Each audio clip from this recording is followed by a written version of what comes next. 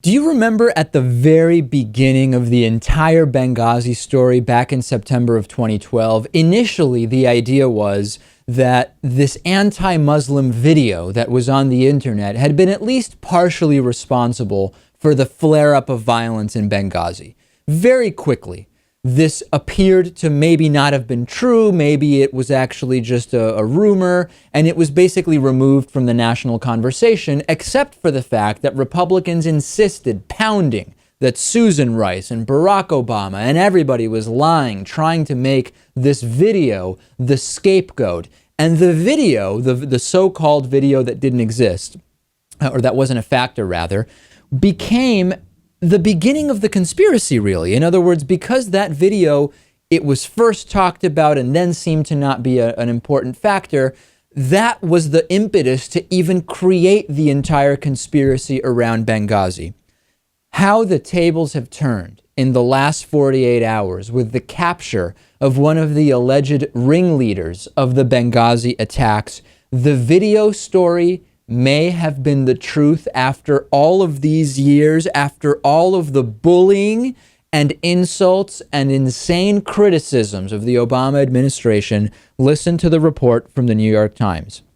In the period before the attack, Mr. Abu Khattala, this is the alleged ringleader, was living in El Laithi, known for its high concentration of militant extremists. He made his living as a building contractor in blue dicky coveralls, but he was still active with a small part-time militia, which at certain times over the last 2 years controlled at least one checkpoint on a highway near Benghazi.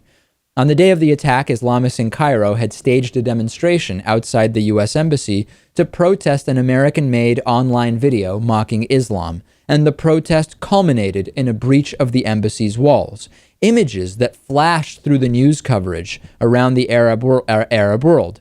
As the attack in Benghazi was unfolding a few hours later, Mr. Abu Khattala told fellow Islamist fighters and others that the assault was retaliation for the same insulting video, according to people who heard him. There are two possibilities here. Possibility number one is that anti-Muslim video, as was initially stated before it became a catalyst for conspiracy theory after conspiracy theory, the video was a factor, one factor that led to what happened in Benghazi. Or, Lewis, the other possibility is that this story in the New York Times is, of course, part of the conspiracy itself, planted after the fact to make it seem as if the Obama administration was not involved in a huge lying cover-up. Which do you find to be more likely? Well, there's a third option, and that is that Abu Khattala was told to say those things, which I guess is still the part of the conspiracy. It's part of the B approach. option, I think, yeah. Right.